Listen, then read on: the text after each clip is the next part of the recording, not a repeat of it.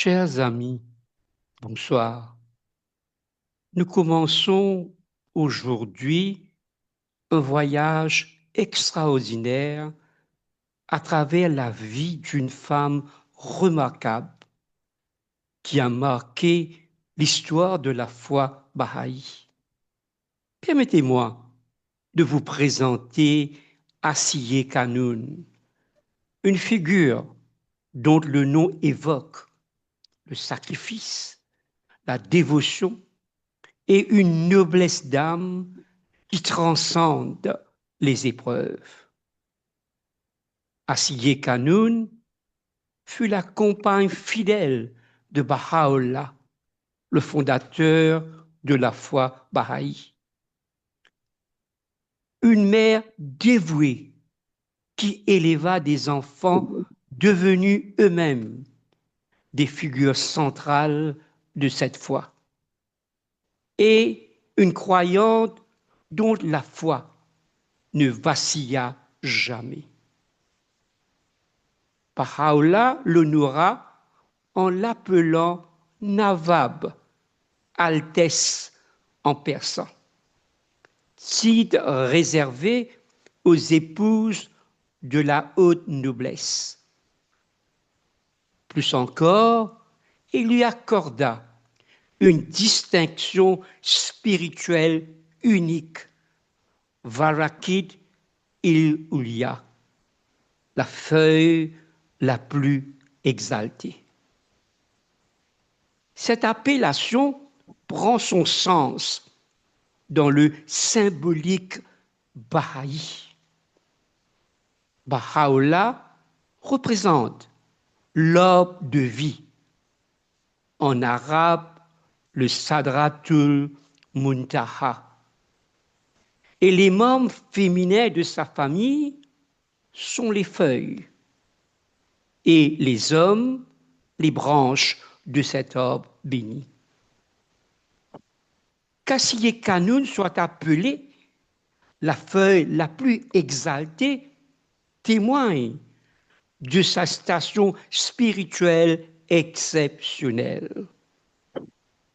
Aujourd'hui, découvrons comment une femme issue de la plus haute aristocratie persane a embrassé une vie de sacrifice, accompagnant son époux à travers 40 années d'exil, d'emprisonnement et de persécution, sans jamais perdre sa grâce, sa dignité, ni sa foi inébranlable en la mission divine de Baha'u'llah. Mais d'abord, écoutons ces paroles sublimes de Baha'u'llah adressées à Asiye Kanoun et mises en musique par Nadège.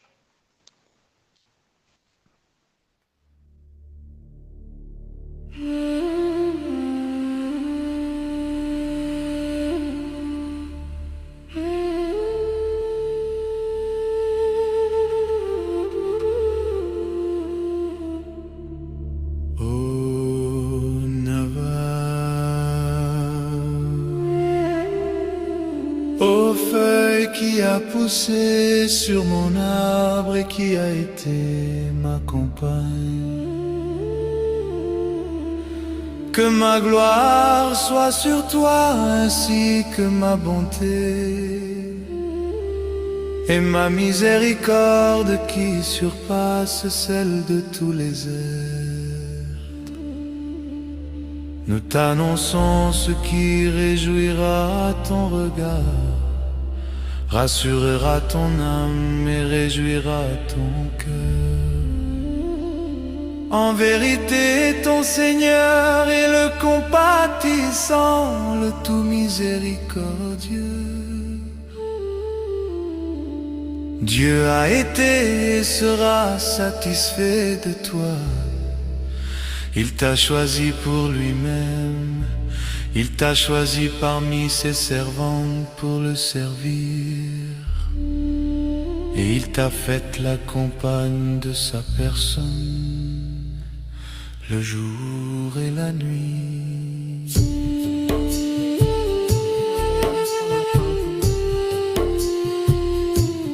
Écoute-moi encore une fois.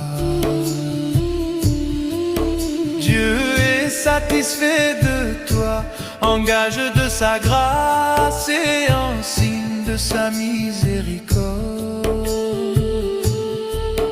Il t'a fait sa compagne dans chacun de ses mondes et t'a nourri de sa rencontre et de sa présence. Aussi longtemps que son nom, son souvenir, son royaume et son empire perdureront.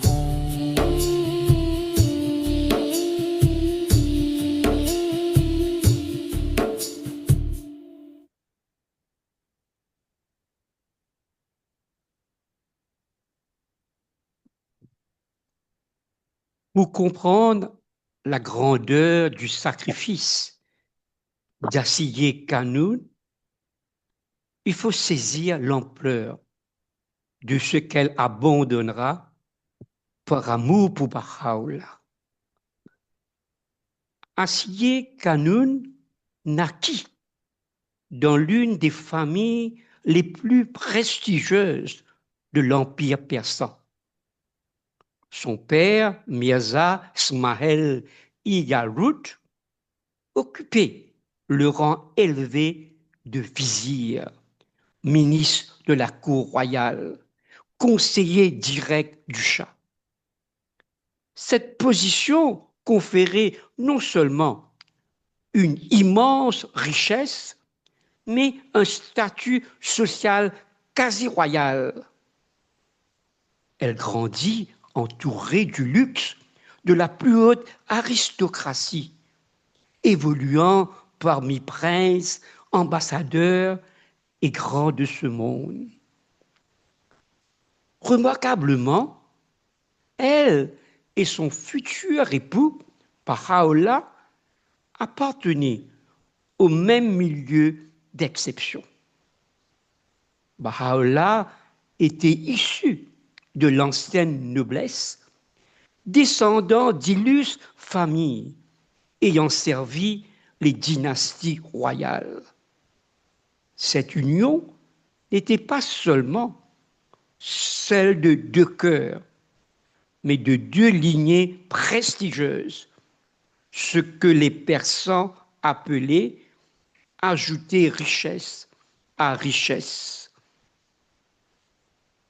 Le choix du nom d'Assié Kanoun révèle la profondeur spirituelle de sa famille. Ce prénom fait référence à la fille du pharaon d'Égypte qui reconnut la vérité de Moïse et accepta de mourir martyr plutôt que de renier sa foi. Cet Assié Kanoun de l'Antiquité fut torturé dans le désert, membre attaché à 4 pieux, une lourde pierre sur la poitrine, sous le soleil brûlant, mais préféra mourir fidèle à Dieu. Ainsi, de sa naissance, Assié Kanoun portait le nom d'une femme qui avait tout sacrifié pour sa foi.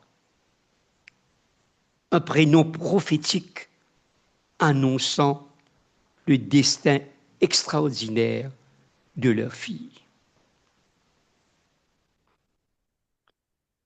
Maintenant, nous allons passer au mariage d'Assié Kanoun.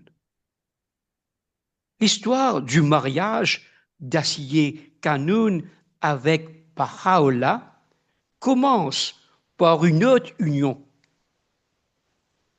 La sœur aînée de Baha'u'llah, Sareh Kanoun, avait épousé le frère d'Assié Kanoun, Niaza Mahmoud.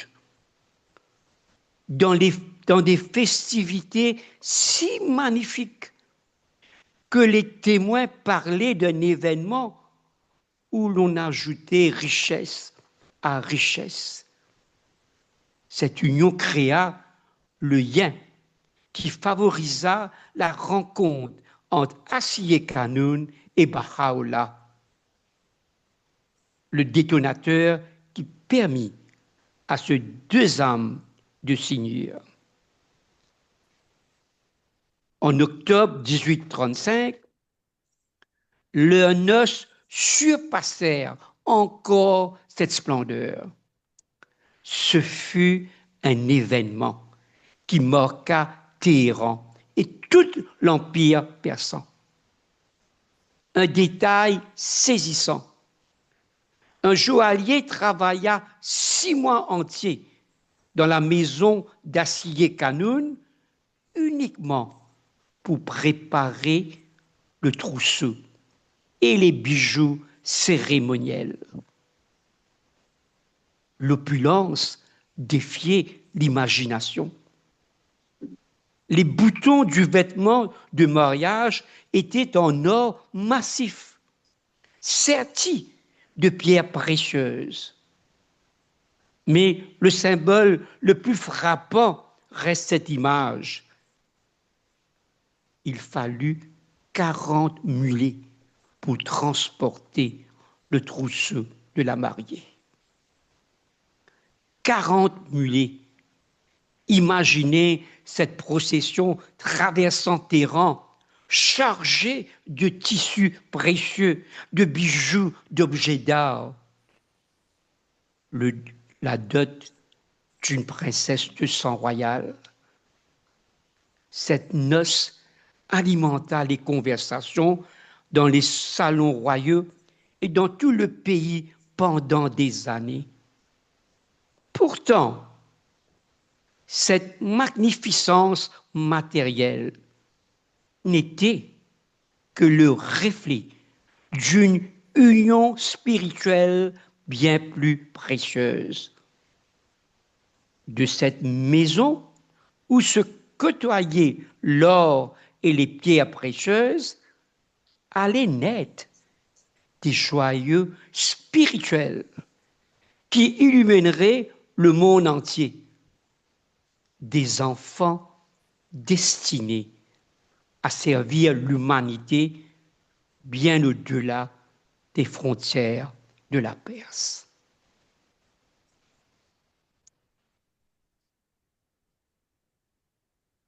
Maintenant, voyons cette scène famille. De l'union bénie entre Asiye Kanoun et Baha'u'llah naquirent 7 enfants, dont 3 survécurent et marquèrent l'histoire spirituelle de l'humanité, comme l'écrit Boris Handel. De cette maison sont issus des joyaux spirituels qui, comme le reflet des diamants, illuminèrent le monde de l'humanité.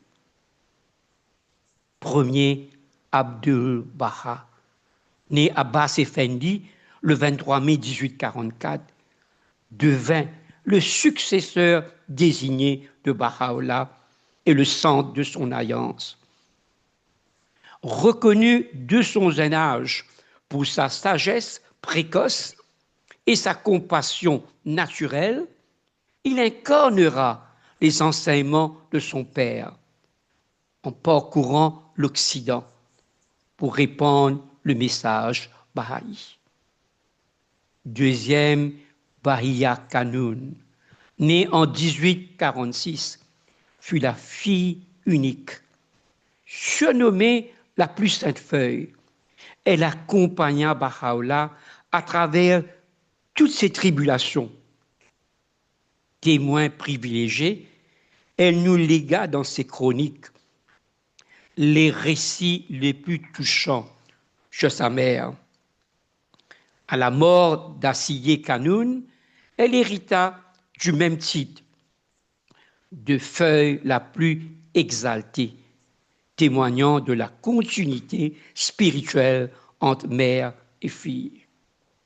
Et troisième, Mirza Midi, né en 1848, connu comme la branche la plus pure, au tempérament mystique et contemplatif, mourut martyr à 22 ans à la prison d'Aqqa, devenant pour Baha'u'llah une rançon pour la libération des croyants. Les 4 autres enfants, Kazim, Sadiq et 2, Ali Mohammed, moururent en bas d'âge. L'un d'eux décéda à 7 ans en 1852 à Mazandaran et un autre à Bagdad en 1854. Ces pertes précoces furent les premières épreuves maternelles d'Assiye Kanoun, préfigurant les douleurs plus grandes qui l'attendaient. Ces 3 joyaux spirituels survivants transformèrent Assiye Kanoun en mère d'une lignée spirituelle exceptionnelle, portant dans le monde les valeurs d'unité, de justice et d'amour universel.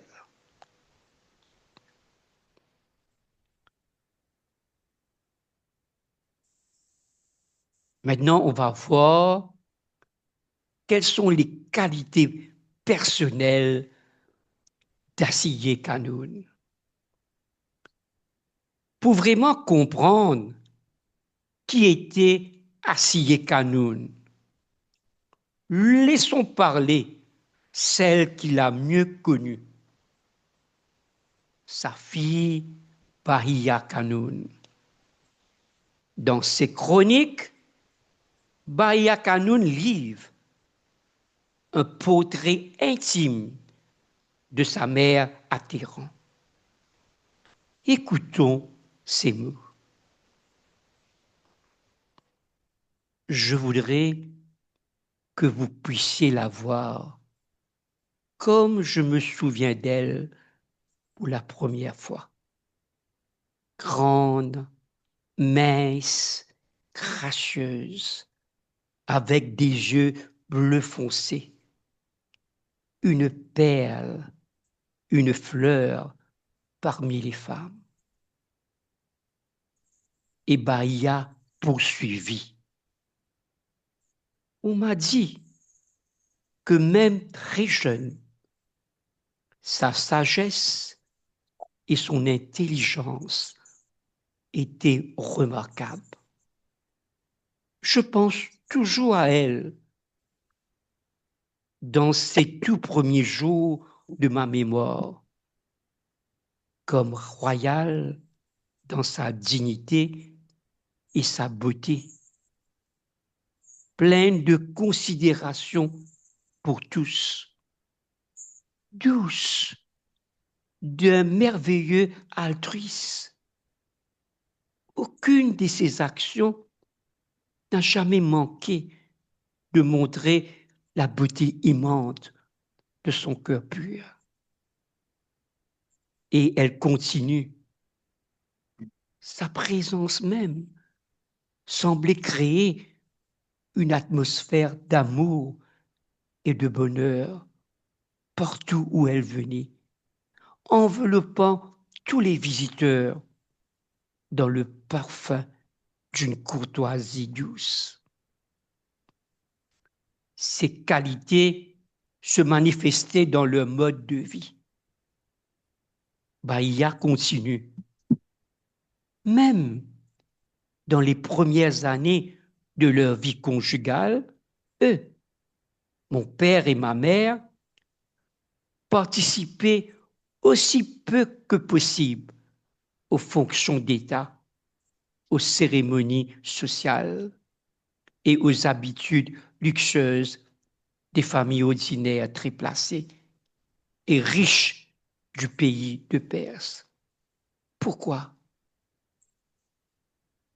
Bahia Kanoun dit, elle et son mari, au noble cœur considérer ses plaisirs mondains comme dénués de sens et préférait plutôt s'occuper de prendre soin des pauvres et de tous ceux qui étaient malheureux ou en difficulté. Elle continue. Cette générosité faisait de notre maison un refuge. De nos portes, personne n'était jamais renvoyé. La table hospitalière était dressée pour tous les visiteurs. Constamment, les femmes pauvres venaient vers ma mère, à qui elle versait leurs diverses histoires de malheur pour être réconfortées et consolées par son aide aimante. Ainsi naquit son surnom, tandis que Baha'u'llah était appelé le père des pauvres. Asiye Kanoun était affectueusement surnommée la mère de consolation, titre résumant parfaitement son rôle auprès des femmes en détresse. Ces témoignages de Bahia Kanoun révèlent une femme d'exception, belle, mais rayonnante de bonté, intelligente, mais humble, privilégiée, mais entièrement dévouée aux démunis.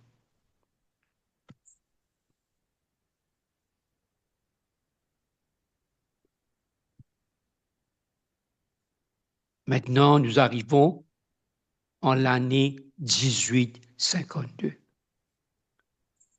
qui marque un tournant dramatique. Toujours, on va écouter les mots de Bahia Kanoun. 6 ans, elle avait 6 ans. Et elle nous a laissé un récit saisissant de ce moment qui transforma leur existence en cauchemar. Laissons-la raconter. Un jour, je me souviens très bien, bien que je n'avais que 6 ans à l'époque, il me semble qu'une tentative avait été faite sur la vie du chat par un jeune babi à demi fou. Mon père était absent dans sa maison de campagne dans le village de Niaviran, qui était sa propriété et dont tous les villageois étaient individuellement pris en charge par lui. Soudainement et précipitamment, un serviteur est venu en courant, dans une grande détresse, vers ma mère. Le maître, il est arrêté. Je l'ai vu. Il a marché des nombreux kilomètres. Oh, ils l'ont battu. Ils disent qu'il a subi la torture de la bastonnade. Ses pieds saignaient. Il n'avait pas de chaussures.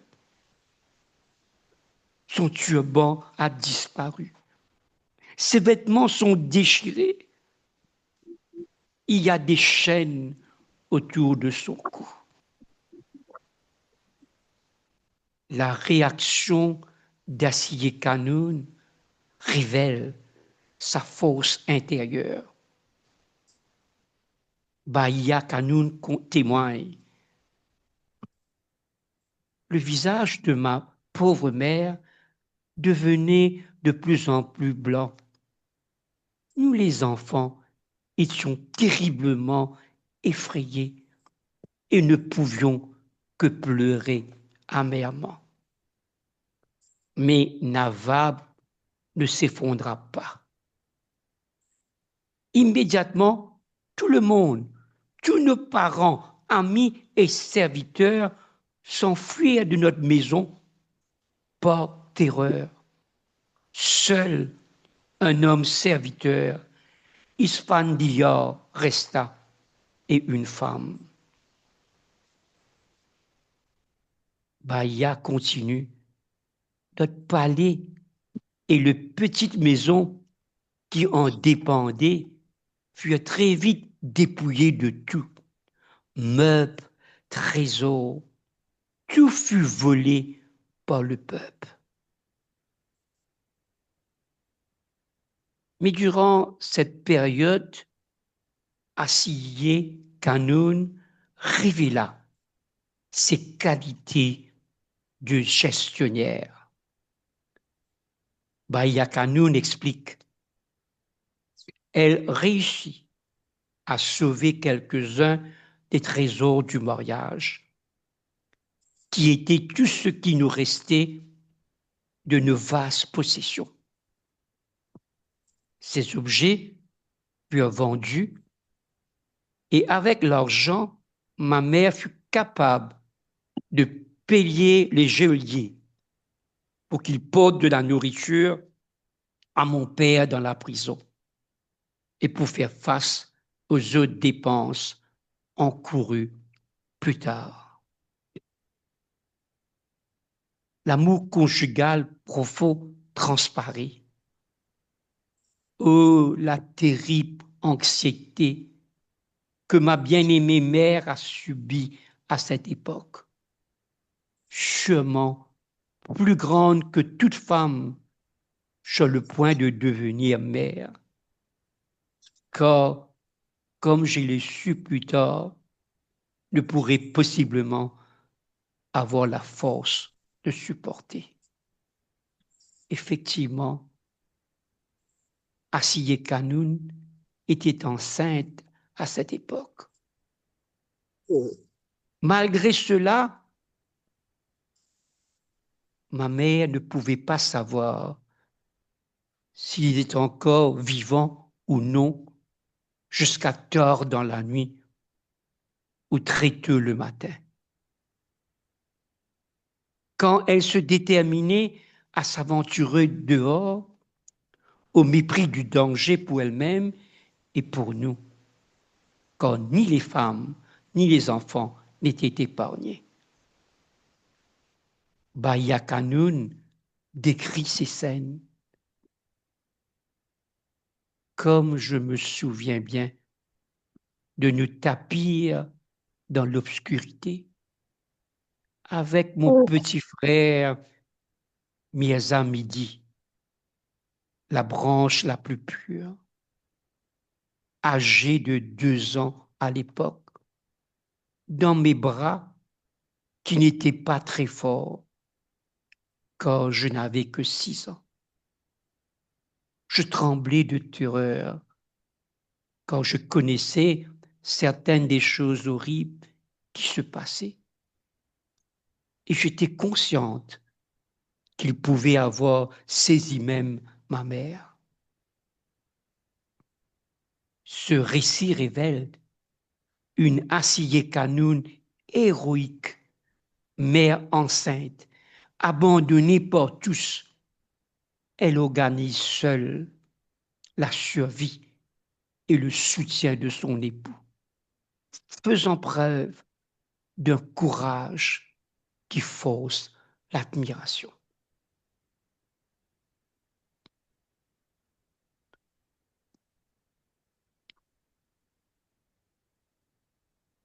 Après 4 mois d'emprisonnement, l'intervention du consul russe obtient la libération de Baha'u'llah, mais à un prix terrible, l'exil définitif hors de Perse. 10 jours seulement pour les préparatifs. Bahia Kanoun Oh, décrit l'état de leur père comme suite.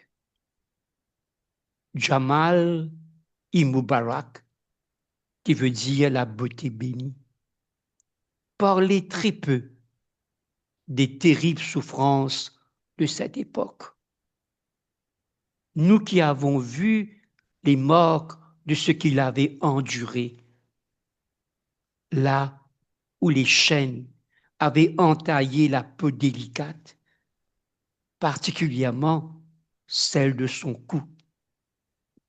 Ses pieds blessés, si longtemps non soignés, preuve de la torture de la bastonnade. Comme nous avons pleuré avec ma chère mère. Assiyé Kanoun vendit presque tout ce qui restait de ses trésors de mariage, bijoux, vêtements brodés et autres biens pour lesquels elle reçut environ 400 tumans. Avec cet argent, elle put faire quelques provisions pour le terrible voyage. Le calvaire de 4 mois en plein hiver 1853 fut indescriptible. Toujours Bahia Kanoun témoigne. Ce voyage était rempli de difficultés indescriptibles. Ma mère n'avait aucune expérience, pas de serviteurs, pas de provisions et très peu d'argent restant. Mon père était extrêmement malade, ne s'étant pas remis des épreuves de la torture et de la prison. Assiyé Kanoun était enceinte et sur le point d'accoucher. Ma pauvre mère, comme elle a souffert pendant ce voyage, voyageant dans un tak Iravan, un trône mobile, porté par un mulet qui cahote. Et cela se passait seulement 6 semaines avant la naissance de son plus jeune fils. Sa grandeur d'âme se révèle. Assiyé Kanoun a enduré sans jamais se lamenter. Elle avait toujours une pensée bienveillante envers les autres et elle offrait sa sympathie à tous ceux qui souffraient. À Bagdad, Assiyé Kanoun dut apprendre les tâches les plus humbles. Écoutons ce que Bahia Kanoun va nous raconter. Quand nous arrivions dans une ville, ma chère mère prenait les vêtements et les lavait au bain public. Elle emportait les vêtements froids et mouillés dans ses bras. Les faire sécher était une tâche presque impossible. Ses belles mains, qui n'étant pas habituées à faire la lessive, devenaient très douloureuses. Cette période marque la transformation définitive d'Assiyé Kanoun, de grande dame de l'aristocratie persane, à une exilée courageuse, préservant dignité et foi dans l'adversité.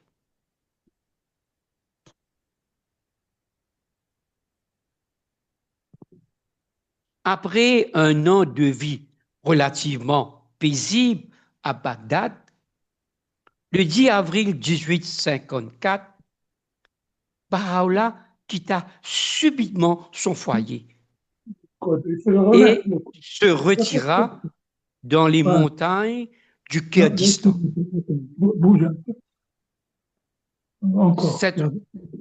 Cette retraite plongea, s'il vous plaît, soyez en mode soudine. Alors, cette retraite plongea Asiye Kanoun dans une angoisse indescriptible. Bahia Kanoun témoigne. Maintenant, notre grande anxiété concernait l'endroit où se trouvait Jamal Mubarak, la beauté bénie. Tout ce temps, ma mère et Mirza Moussa faisaient toutes les enquêtes possibles. Imaginez sa détresse. Après avoir vu son époux emprisonné, torturé, exilé, le voilà disparu sans trace,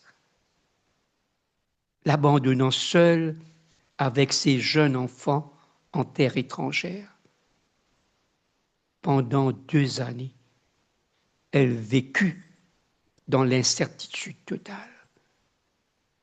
Mais Asiye Kanoun ne perdit jamais espoir. Bahia Kanoun raconte: ma mère avait confectionné un manteau pour lui avec des morceaux de précieux tissus persans, tissu rouge, qu'elle avait soigneusement gardé à cette fin parmi les restes de ses trésors de mariage. Il était maintenant prêt pour qu'il le mette. Chaque point de couture était une prière, chaque fil un acte de foi en son retour. Un jour, Abdul-Baha pria toute une nuit pour le retour de leur père. Le lendemain, lui et Mirza Moussa entendirent parler d'un être merveilleux vivant en derviche dans les montagnes de Souleymaniye. L'innommé qui avait magnétisé toute la campagne. Immédiatement, ils surent. Les retrouvailles furent d'une émotion inouïe. Bahia Kanoun témoigne. Enfin, enfin, alors que ma mère, mon frère et moi-même étions assis dans un état d'attente haletante, nous avons entendu un pas. C'était un derviche. À travers le déguisement, nous avons vu la lumière de la présence de notre bien-aimé. Notre joie ne peut être décrite, tandis que nous nous accrochons à lui.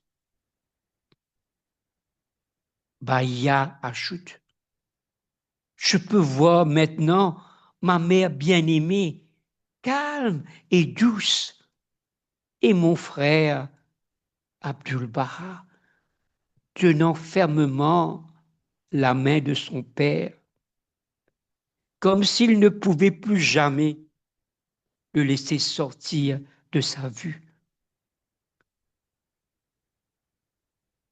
Le beau garçon, presque enveloppé dans le vêtement de déguisement de derviche.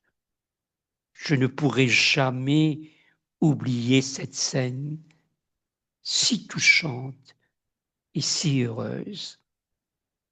Cette épreuve avait renforcé l'amour et la dévotion d'Assié Kanoun.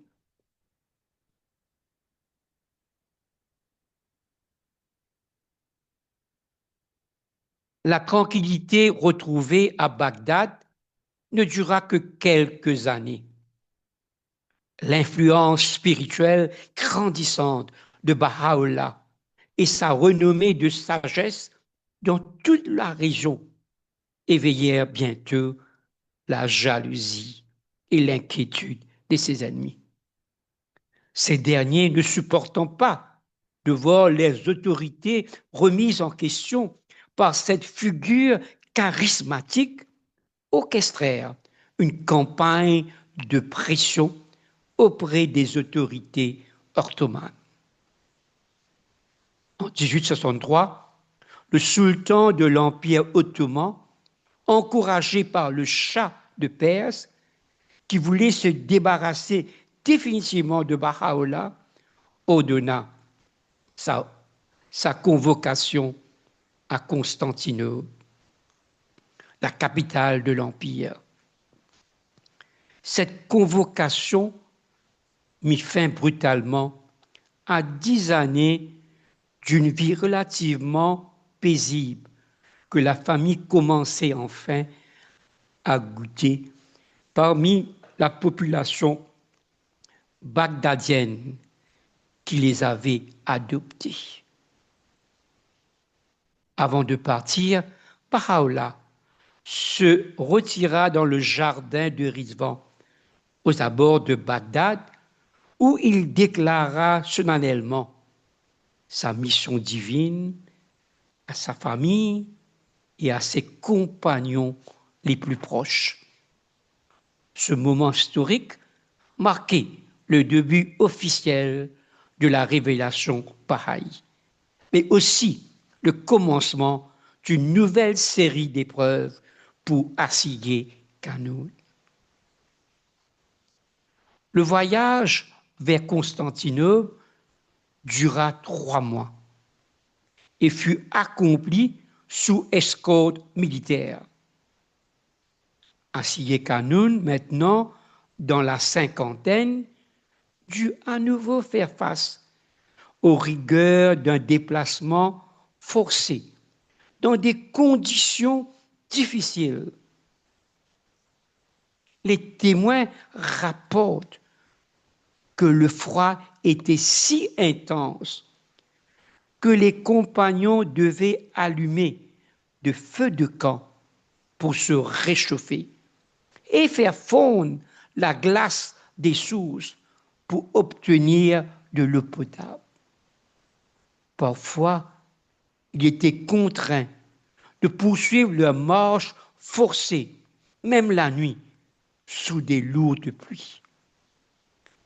Arrivés à Constantinople, le dôme de l'islam, aujourd'hui connu comme Istanbul, ils ne furent autorisés à y séjourner que quelques mois. Très vite, un nouvel ordre de bannissement les frappa. Direction Andrinople, aussi connu maintenant comme Édiane. Baha'u'llah qualifia cette ville de lieu que nul n'entre si ce n'est ceux qui se sont rébellés contre l'autorité du souverain. Les conditions de ce second voyage furent encore plus pénibles. Écoutons maintenant ce que Baha'u'llah a écrit.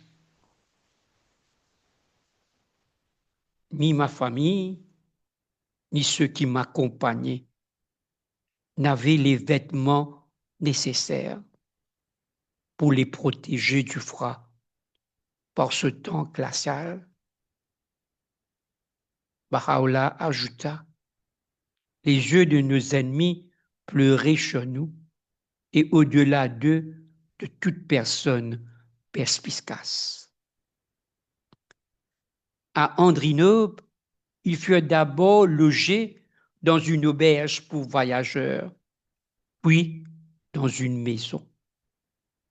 La pauvreté était telle qu'à certains moments, leur seule nourriture consistait en pain et fromage. Asiye Kanoun, qui avait connu les faces de Téhéran, s'adaptait sans se plaindre à cette vie de plus en plus dépouillée, soutenant moralement Baha'u'llah, sa famille et les compagnons d'exil. C'est depuis cette ville, située sur le continent européen et peuplée majoritairement de chrétiens, que Baha'u'llah adressa ses appels historiques et monumenteux aux rois et dirigeants de la terre, proclamant sa mission universelle. Asiye Kanoun fut témoin de cette phase cruciale de la révélation bahaï, supportant stoïquement chaque nouvelle privation comme un sacrifice nécessaire à l'accomplissement de la mission divine de son époux.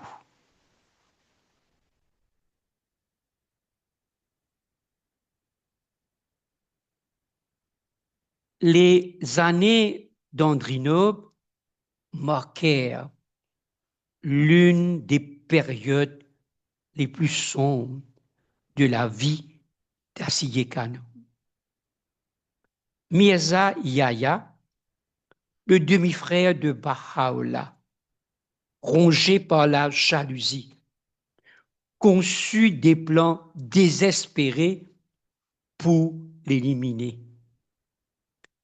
Il soutira à Akai Ikalim, un autre frère possédant des connaissances en médecine, des informations sur les poisons. Puis, contrairement à ses habitudes, Mirza Yahya se mit à inviter Baha'u'llah chez lui. Un jour fatidique, ayant enduit la tasse de thé avec un poison, il réussit à provoquer une maladie grave qui dura 1 mois. Asiye Kanoun vécut alors des heures d'angoisse terribles, veillant sur son époux Baha'u'llah, dont l'état empirait. Les séquelles laissèrent Baha'u'llah avec une main tremblante jusqu'à la fin de sa vie. L'état de Baha'u'llah était si grave qu'un médecin étranger, Shizman, fut appelé.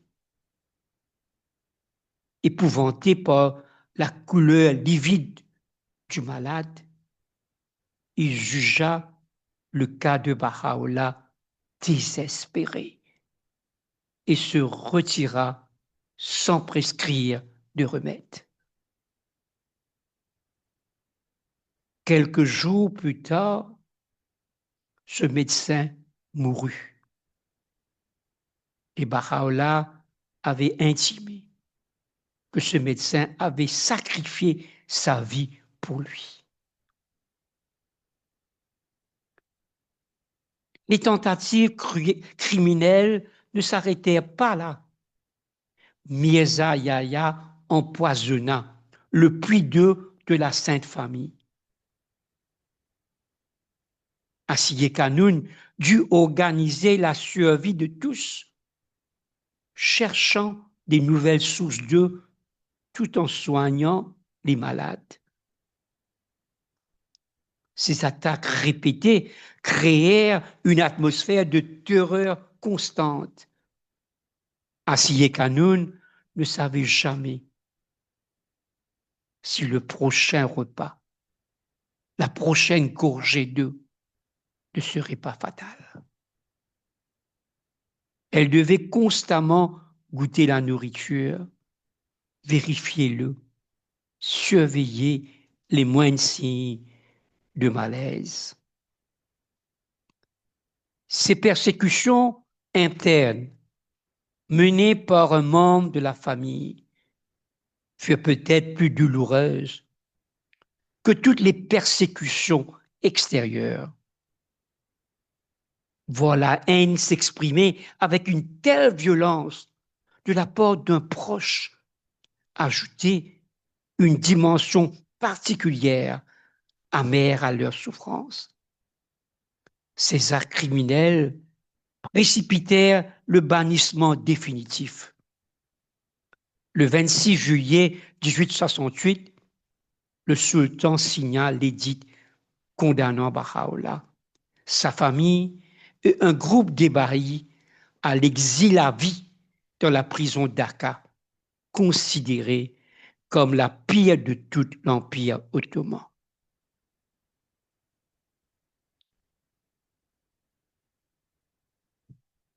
Voyons les prières de Baha'u'llah pour sa bien-aimée, Asiye Kanoun.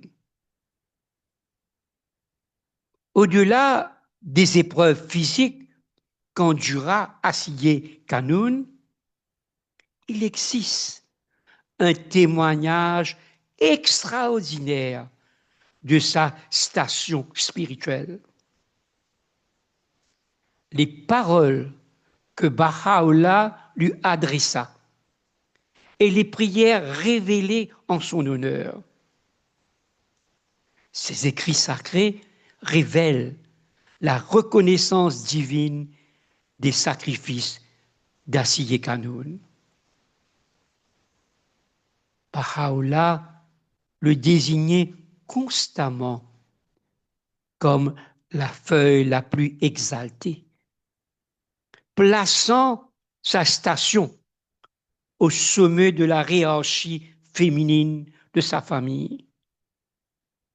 Comme j'avais dit au départ, dans la symbolique bahaï, où Baha'u'llah représente l'arbre de vie, le Sadratul Muntaha, Asiye Kanoun occupait la position la plus élevée parmi toutes les feuilles. Maintenant, écoutons les paroles de Baha'u'llah pour sa sainte épouse, Asiye Kanoun. Le premier esprit par lequel tous les esprits furent révélés et la première lumière par laquelle toutes les lumières brillèrent repose sur toi, ô feuille la plus exaltée, toi qui as été mentionné dans le livre de Poutre. Sa mention n'était pas accidentelle, mais prédestinée. Baha'u'llah continue. Tu es seul que Dieu a créé pour se lever et servir son propre être et la manifestation de sa cause et le point du jour de sa révélation et l'aurore de ses signes et la source de ses commandements. Dans une autre prière sublime,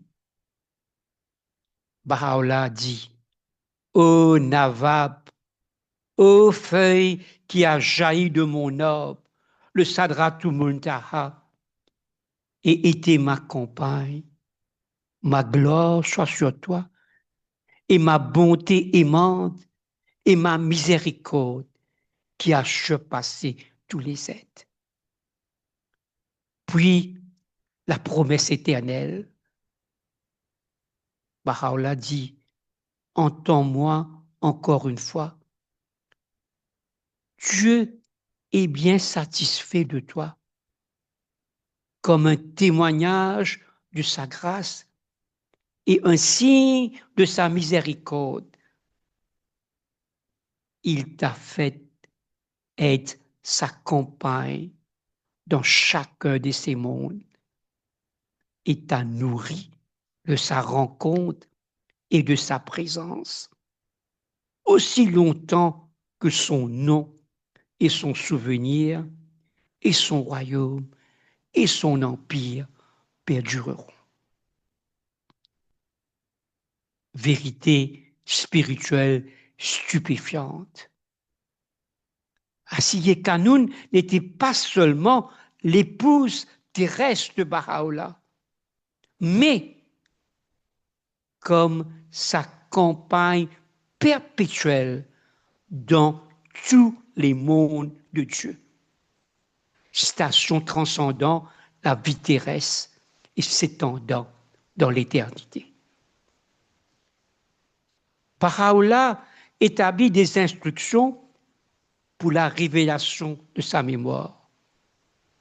Ô fidèles, si vous visitez le lieu de repos de la feuille la plus exaltée, qui s'est élevée vers le compagnon glorieux, tenez-vous debout et dites salutations et bénédictions. Et gloire sur toi, ô sainte feuille, qui a jailli de l'orbe sacré, le Sadratul Muntaha. Ces prières constituent le témoignage le plus éloquent de sa grandeur spirituelle, confirmant que ces sacrifices étaient l'accomplissement d'une destinée tracée par Dieu même.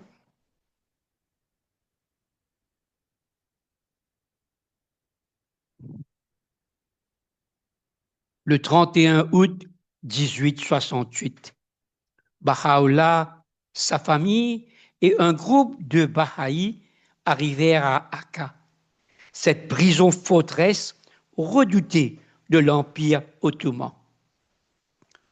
Pour Asiye Kanoun, âgé de plus de 50 ans, débutait la phase la plus difficile de son existence. Akka était considéré comme la pire prison de l'Empire. Les autorités avaient des instructions strictes, isolement total. Les prisonniers furent conduits aux casernes, anciens baraquements militaires, aux conditions épouvantables. L'atmosphère était littéralement putride, nauséabonde. L'humidité, le manque d'aération et la surpopulation créaient un environnement malsain où les maladies se propageaient. Pour Asiye Kanoun, habitué aux privations, mais jamais à des telles conditions carcérales, ce fut un choc brutal. Dans cet enfer, Asiye Kanoun révéla sa grandeur d'âme. Elle prit sur ses épaules l'organisation de la survie du groupe, s'occupant personnellement de malades. Sa chambre devint une infirmerie improvisée. Elle dirigea les affaires domestiques, organisant méthodiquement la répartition des maigres ressources, aux rares nourritures insuffisantes, veillant à ce que les plus faibles soient prioritaires. Son rôle dépassait la simple intendance. Elle devint une mère spirituelle pour tous. Dans ces murs où l'espoir semblait impossible, sa présence apportait réconfort et sérénité. Les compagnons témoignent qu'elle était un exemple vivant de patience, dignité et foi inébranlable. Elle devait également éduquer ses propres enfants sans école, livre ni ressources. Tantôt, elle enseignait, tantôt Baha'u'llah ou Mirza Moussa, mais l'essentiel reposait sur elle. Les conditions étaient si strictes qu'aucun visiteur n'était autorisé. Les croyants devaient se contenter d'apercevoir Baha'u'llah à une fenêtre. Dans cette épreuve suprême, Asiye Kanoun démontra que sa noblesse était profondément spirituelle. Elle transforma un cachot en foyer, une prison en refuge d'amour, prouvant que la vraie grandeur réside dans la capacité à servir autrui, même dans les circonstances les plus adverses.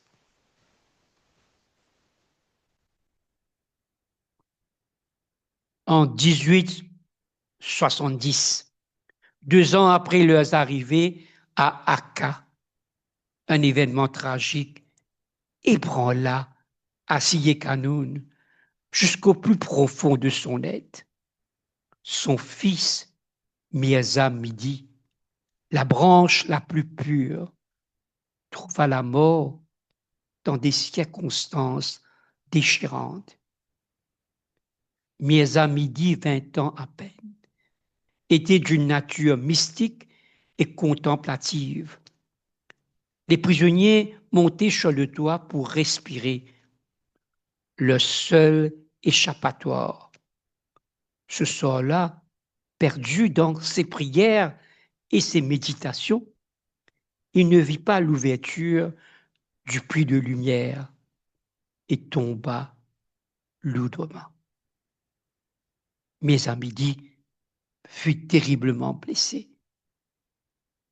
Il saignait abondamment.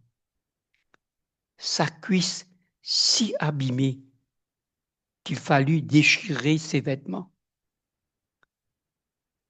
Baya Kanoun préserva ce vêtement taché de sang comme relique. Le jeune homme survécut 30 heures. Les médecins se déclarèrent impuissants. Baha'u'llah demanda à son fils mourant s'il désirait vivre. La réponse révéla la noblesse de son âme. Son seul désir était que les portes de la prison s'ouvrent pour que les croyants puissent visiter le Seigneur bien-aimé, la beauté bénie, Baha'u'llah. Baha'u'llah exauça ce vœu et resta aux cheveux de son fils. Baha'u'llah révéla: en ce moment même, mon fils est lavé devant ma face, après que nous l'ayons sacrifié dans la plus grande prison. Glorifié sois-tu, ô Seigneur mon Dieu. Je me vois dans les mains de mes ennemis et mon fils ensanglanté devant ma face. Pour Asiye Kanoun, ce coup fut presque insurmontable. Écoutons le témoignage de Baya Kanoun. La mort de ce plus jeune et favori des enfants, d'une disposition très douce et gentille, brisa presque le cœur de sa mère. Nous avons peur pour sa raison. Asiye Kanoun sombra dans un chagrin profond, pleurant sans cesse. Baha'u'llah vint à elle et dit: votre fils a été pris par Dieu pour que son peuple puisse être libéré. Sa vie était la rançon et vous deviez vous réjouir d'avoir eu un fils si cher à donner à la cause de Dieu. L'effet fut miraculeux. Bayakanoun rapporte. Quand notre mère entendit ces paroles, elle sembla se ressaisir. Chagenouilla baisa les mains de la beauté bénie et le remercia pour ce qu'il avait dit. Après cela, elle ne versa plus une larme. Cette transformation révèle la grandeur spirituelle d'Assié Kanoun, capable de transmuer sa douleur maternelle en acceptation divine, comprenant que même ses sacrifices les plus intimes participaient au plan divin.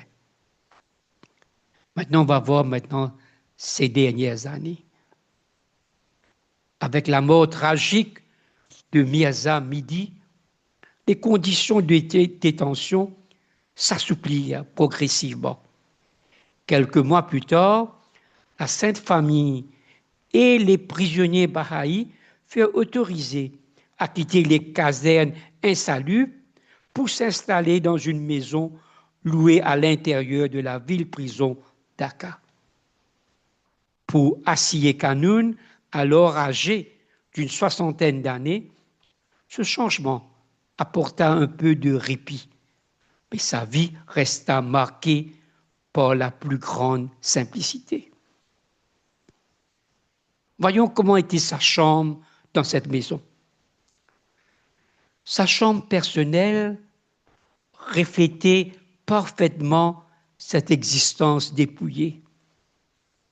Sa petite fille, Touba Kanoun, nous a laissé une description touchante. Sa petite chambre était simple et nue. Le lit étroit et blanc, qui servait aussi de divan pendant la journée.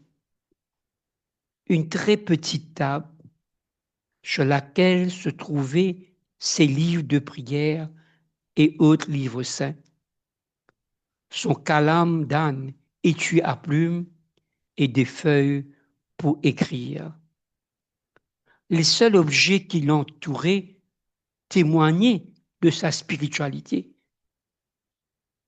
Il y avait aussi son chapelet, parfois une fleur dans un pot, et enfin une vieille boîte peinte contenant son robe et son autre sous-vêtement. Voilà tout ce qui constituait les biens terrestres de celle qui avait possédé autrefois des palais et des trésors. Mais c'est dans l'usage qu'elle faisait de son temps que se révélait le mieux sa dévotion conjugale. Baya Kanoun nous raconte: Baha'u'llah n'avait que 2 manteaux, faits de barak, un tissu de laine persane. Il s'usait facilement et beaucoup de son temps était consacré, comme je me souviens d'elle, à les rapiécer, les repriser, ainsi que chez Sosette. Cette image d'Assié Kanoun, maintenant grand-mère, passant ses journées à raccommoder patiemment les vêtements de Baha'u'llah, illustre magnifiquement sa tendresse conjugale inaltérée. Chaque point de couture était un acte d'amour. Chaque reprise, une attention délicate pour le confort de son époux bien-aimé, Baha'u'llah. Sa fille, Baye Kanoun, l'a décrit ainsi dans ses dernières années. Mes yeux la verront toujours dans sa robe bleue avec un hijab blanc sur la tête et de petites pantoufles noires à ses pieds minuscules. Son visage doux et souriant et son expression extatique tandis qu'elle chantait des prières de sa voix musicale.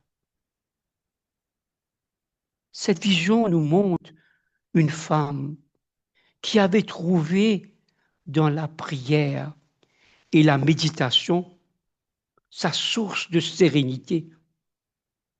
Malgré toutes les épreuves endurées, elle avait gardé un visage doux et souriant et une expression extatique, signe d'une paix intérieure profonde. Ses forces physiques s'amenuisaient cependant avec l'âge et les épreuves accumulées. Les décennies d'exil, de privation, de stress constant et de chagrin avaient usé sa constitution, pourtant remarquablement résistante. Sa santé se fragilisait progressivement.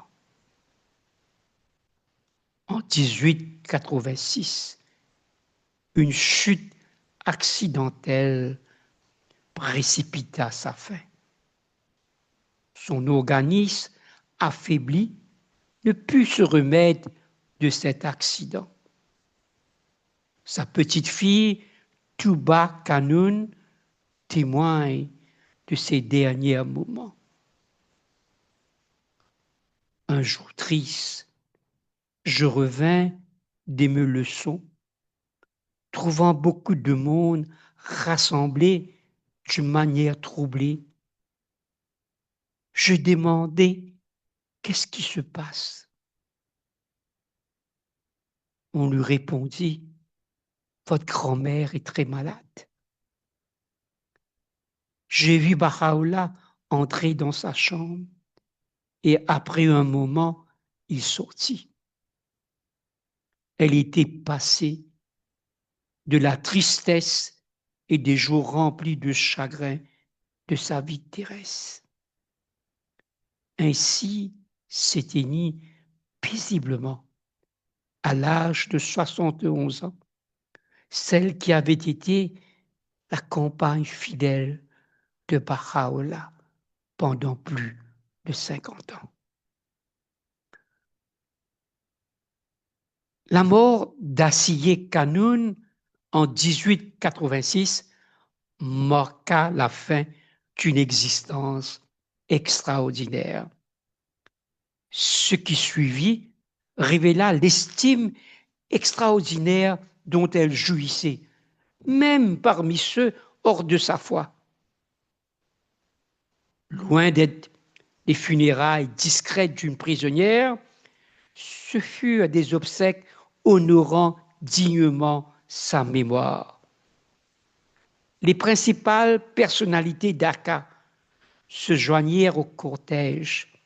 Des prêtres chrétiens et dignitaires musulmans marchèrent côte à côte, dépassant les barrières religieuses. Les enfants des écoles récitèrent des poèmes exprimant leur tristesse, créant une atmosphère de recueillement profond. Cette manifestation spontanée, chrétiens, musulmans, juifs confondus, témoigne de son impact. Malgré son statut de prisonnière, elle avait gagné les cœurs par sa bonté, sa dignité et sa compassion envers tous. Elle fut enterrée dans le cimetière local, loin de son fils Mirza Midi. Cette séparation ajoutait une tristesse supplémentaire. Bahia Kanoun exprime le sentiment de perdre. Comme nous avons tous pleuré. Sa belle présence nous manquait. Sa bonté aimante qui ne faillissait jamais et son parfait altruisme l'avait rendu cher à nous tous. Belle et aimante, raffinée et délicate, d'une intelligence vive, avec plus de force de caractère que de constitution physique. Mais cette mise en terre n'était que temporaire. En 1939, Shoghi Effendi transférait ses restes sur le mont Carmel auprès du mausolée du Bab et de son fils Mirza Mihdi. Maintenant, nous allons écouter des témoignages spirituels de, premièrement, Bahia Kanoun, deuxième, d'Abdul Baha, et troisième, de Shoghi Effendi. La véritable mesure de la grandeur d'Assiye Kanoun se trouve peut-être dans les témoignages de ceux qui l'ont le mieux connu, ses proches, sa fille, son fils et le gardien de la foi, nous ont légué des portraits qui révèlent différentes facettes de sa personnalité exceptionnelle.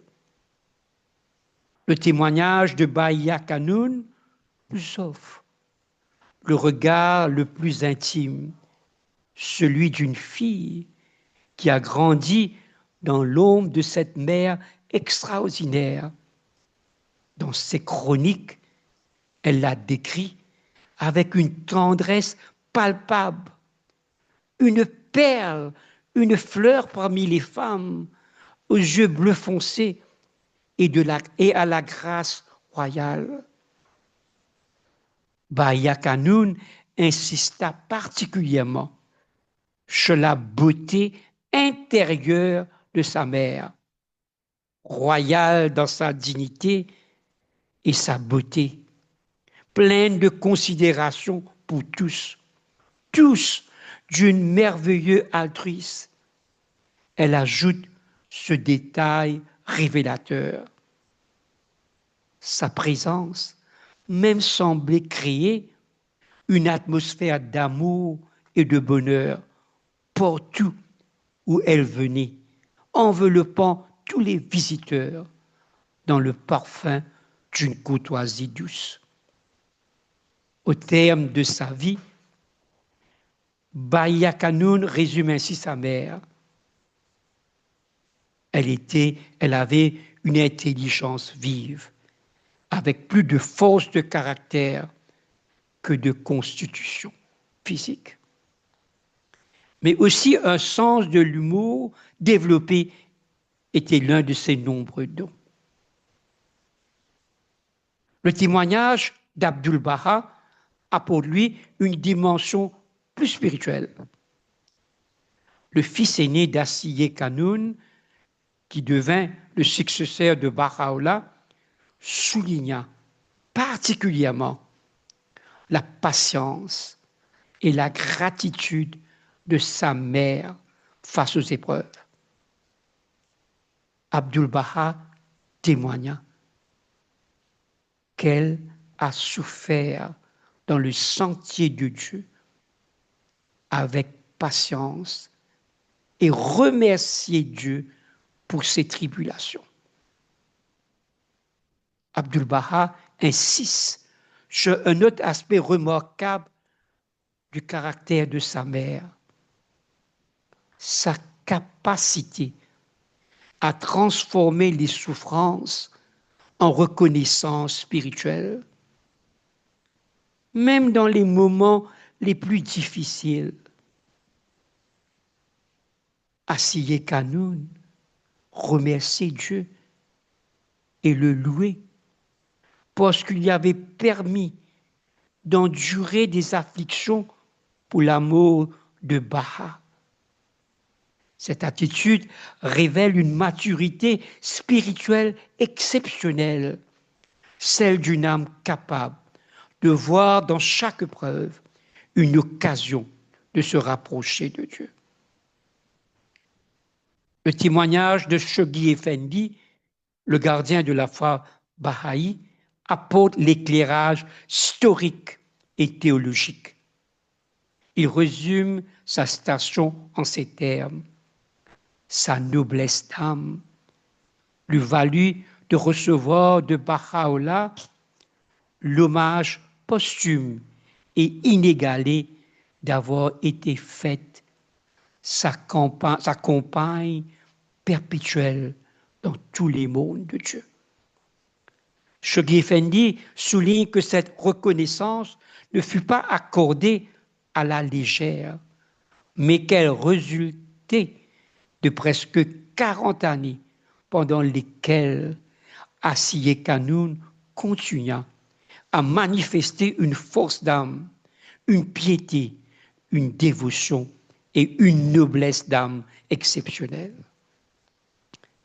Ces trois témoignages convergent pour nous révéler une personnalité aux multiples facettes. La beauté physique et la grâce naturelle venant de Bahia, la patience spirituelle et la gratitude divine d'Abdul Baha, la noblesse d'âme et la station éternelle venant de Shoghi Effendi.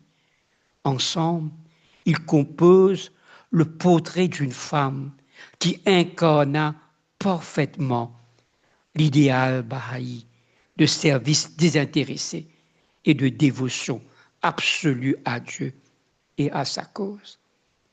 Maintenant, passons à l'hommage éternel de Baha'u'llah. Au-delà des témoignages humains, il existe un hommage transcendant toutes les louanges terrestres, celui que la beauté bénie, Baha'u'llah, rendit à sa sainte épouse. Ces paroles constituent le témoignage suprême de sa station spirituelle exceptionnelle. La désignation la plus extraordinaire fut compagne perpétuelle dans tous les mondes de Dieu. Cette expression dépasse infiniment le mariage terrestre pour révéler une union spirituelle éternelle. Baha'u'llah déclare lui-même: il t'a fait être sa compagne dans chacun de ces mondes et t'a nourri de sa rencontre et de sa présence aussi longtemps que son nom et son souvenir et son royaume et son empire perdureront. Cette promesse signifie que leurs unions s'étendaient à travers l'éternité, dans tous les plans d'existence. Honneur spirituel unique dans les annales religieuses. Et cette reconnaissance s'appuie aussi sur des prophéties anciennes. Abdul Baha révéla que le chapitre 54 d'Ésaïe faisait référence à Asiye Kanoun. Ce passage annonce: car ton Créateur est ton époux, l'Éternel désormais est son nom, et ton Rédempteur, le Saint d'Israël, le Dieu de toute la terre, sera-t-il appelé.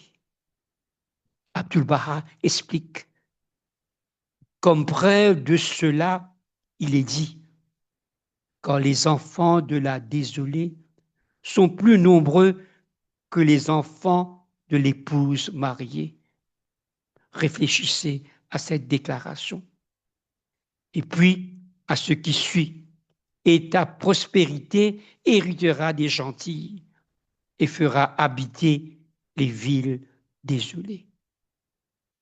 Cette prophétie trouve son accomplissement dans le destin de ses enfants. Abdul-Baha devint le centre de l'alliance. Bahia Kanoun, la plus grande feuille, la plus sainte feuille, et Mirza Midi, la branche la plus pure, le martyr. Leur postérité spirituelle allait hériter des gentils en répandant la foi bahaï. Abdul-Baha confirme. Et vraiment, l'humiliation et l'opprobre qu'elle a subi dans le santé de Dieu est un fait que personne ne peut réfuter. Car les calamités et afflictions mentionnées dans tous les chapitres sont des telles afflictions qu'elle a subies dans le sentier de Dieu.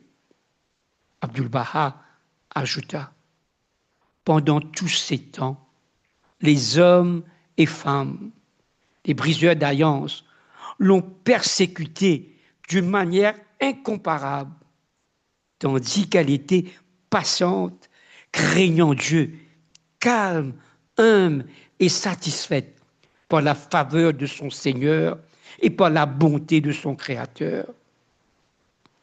Ainsi, les écrits révèlent qu'Assiye Kanoun fut l'accomplissement d'une prophétie divine, une âme prédestinée à jouer un rôle crucial dans l'histoire spirituelle de l'humanité. Cette reconnaissance divine transforme le récit de ses souffrances en épopée sacrée et ses sacrifices en offrande agréée par Dieu même. Maintenant, nous terminons avec le transfert sur le mont Carmel en 1939. Pendant plus de 50 ans, Assiye Kanoun et son fils Mirza Midi reposèrent séparément dans 2 cimetières d'Aka. En 1839, Shoghi Effendi entreprit une mission spirituelle de la plus haute importance, transférer leurs dépouilles sur le mont Carmel, près du mausolée du Bab. Les briseurs d'alliance protestèrent, mais les autorités, comprenant leur vraie nature, approuvèrent immédiatement le plan du gardien. Et là, le témoignage de Amatul Baharul Kanoun nous livre une description saisissante de cette nuit historique. Un homme vêtu de noir repose le poids d'un cercueil sur son épaule. C'est le gardien de la cause et il porte les restes mortels de la branche la plus pure, le fils bien-aimé de Baha'u'llah. Elle décrit l'atmosphère de cette procession nocturne comme suite. Quelle vague de joie semble venir avec ces simples processions. Une joie indéfinissable, touchée d'une profonde tendresse. Le gardien lui-même descendit dans les voûtes pour y placer délicatement les cercueils. Shoghi Effendi lui-même entre dans la voûte tapissée et place doucement le cercueil à sa place prédestinée. Il le parsème lui-même de fleurs, ses mains étant les dernières à le caresser. Ainsi, après 70 ans de séparation, cette mère et ce fils furent enfin réunis sur le mont Carmel, dans des mausolées de marbre dignes de leur station. Leurs tombes sont devenues un lieu de pèlerinage pour les bahis du monde entier, accomplissant final de la prophétie. Celle qui avait tout quitté pour suivre Baha'u'llah repose maintenant au cœur du sens spirituel mondial de la foi bahaï, témoignage éternel de sa fidélité et de sa station bénie. Et maintenant la conclusion. Au terme de ce voyage, à travers la vie extraordinaire d'Assiye Kanoun, nous mesurons l'ampleur d'un destin qui transcende l'histoire personnelle pour devenir un modèle universel d'excellence humaine et spirituelle. Sa vie offre un modèle éternel de dévotion sous ses multiples aspects. Comme épouse, elle incarna l'amour conjugal le plus pur, accompagnant Baha'u'llah dans chaque épreuve avec une fidélité inébranlable. De l'opulence de Téhéran au cachot d'Aqqa, jamais un mot de reproche. Comme mère, elle éleva ses enfants dans les conditions les plus adverses, leur transmettant les plus hautes valeurs spirituelles.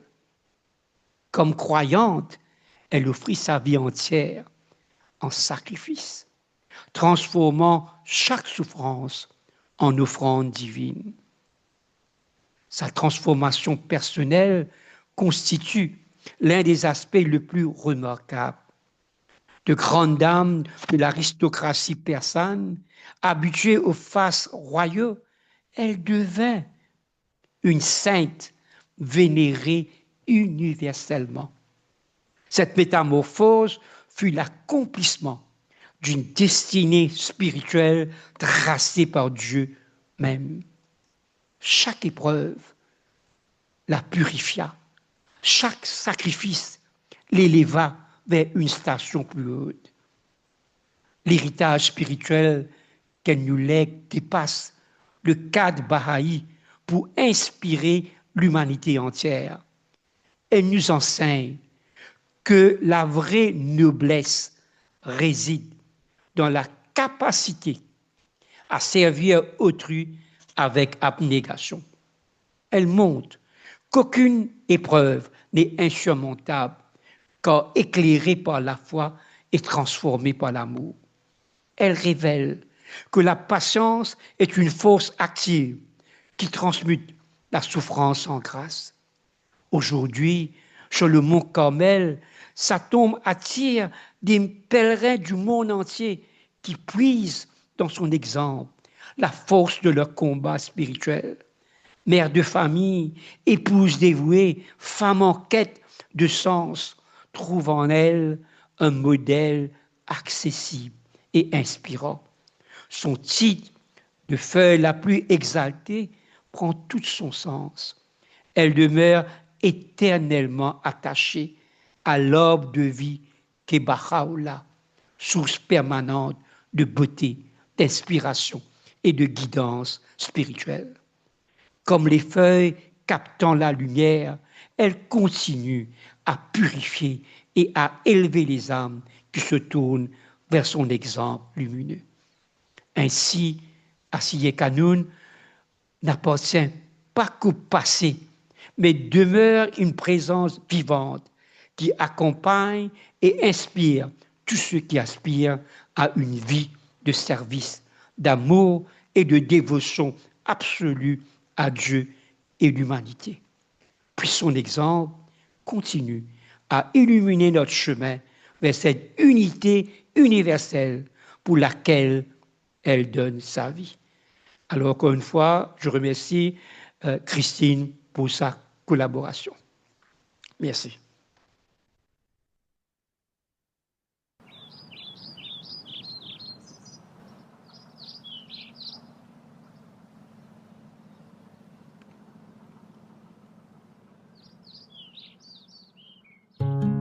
O faithful ones, should ye visit the resting place of the most exalted leaf, who hath ascended unto the glorious companion, stand ye and say, Salutation and blessing and glory upon thee, holy leaf that hath sprung from the divine lote tree.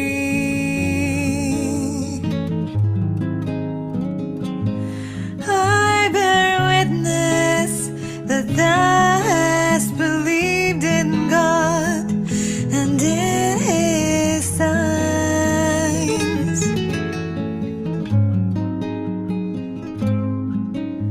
and answered His call, and turned unto Him, and held fast unto His cord, and clung to the hem of His grace, and fled thy home in His path, and chosen to live as a stranger out of love for His presence, and in thy longing to serve Him.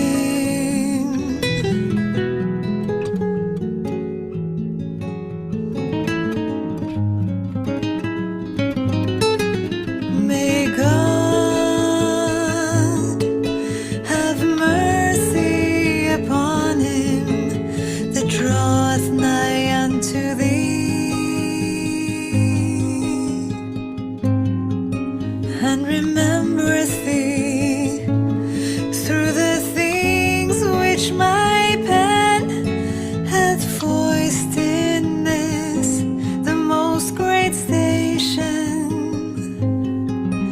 We pray, God, that He may forgive us and forgive them that have turned unto Thee,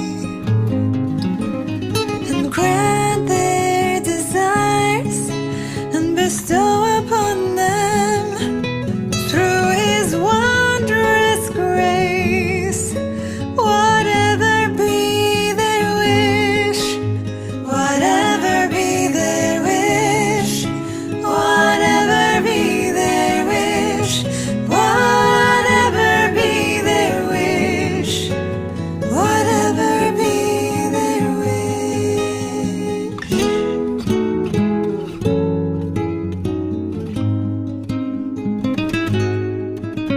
He verily is the bountiful, the generous.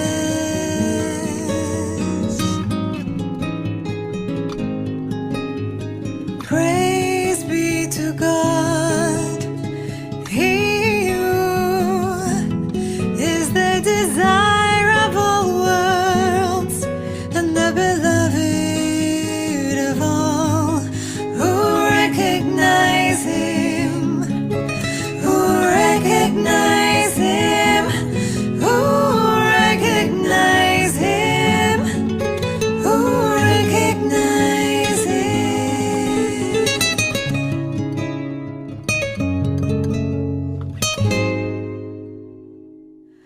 Salutation and blessing and glory upon thee, holy leaf that hath sprung from the divine